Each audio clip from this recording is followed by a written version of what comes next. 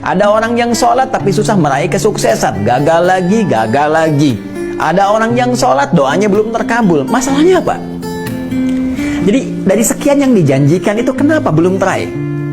Ini pun teman-teman sekalian tidak luput dari keterangan Al-Quran, tidak luput dari jawaban Al-Quran. Bahkan sebelum saya, Anda, kita bertanya, Allah sudah lebih dulu menyampaikan keterangan kepada kita.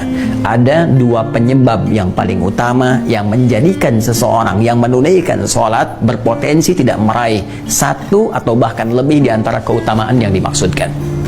Jawaban pertama terdapat dalam Al-Quran surah kedua Al-Baqarah di ayat ke-45, kemudian solusinya ayat 46-nya.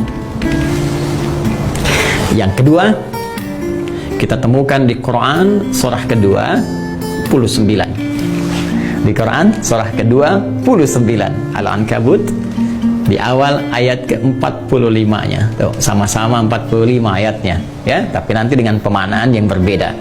Baik, mari kita lihat dengan cepat. Apa penyebab orang sholat berpotensi belum atau tidak meraih apa yang dijanjikan ini? Yang pertama di Quran surah kedua Al-Baqarah di ayat ke-45 Allah menegaskan. Perhatikan kalimatnya.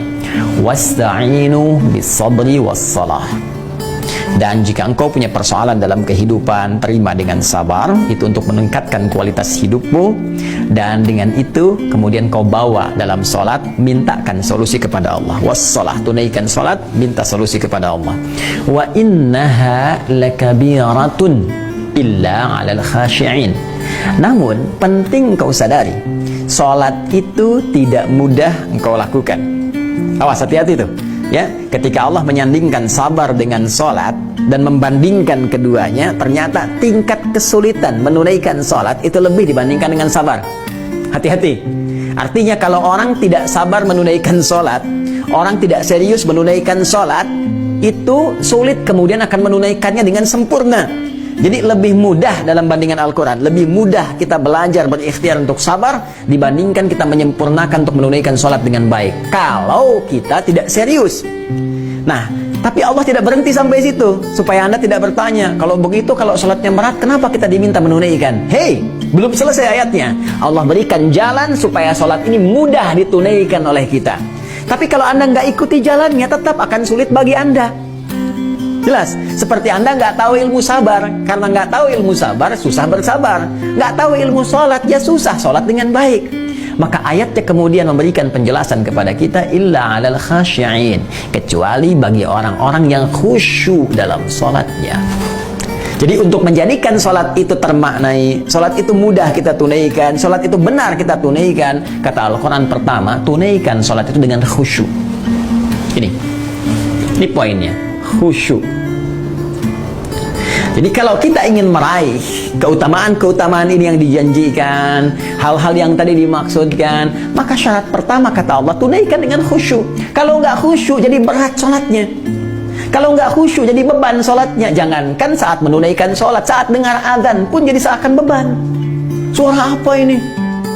Ini kok panggilan tiap hari datang terus? Ya Allah, iman Anda di mana, Cepi? Jadi kalau kita nggak khusyuk susah.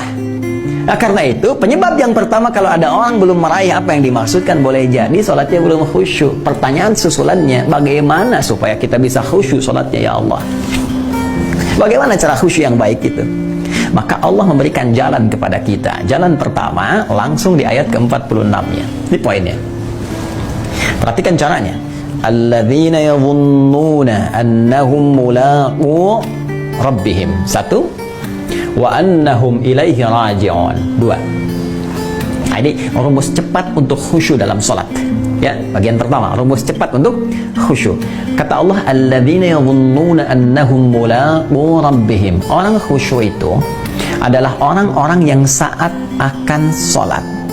Awas, tolong garis bawahi.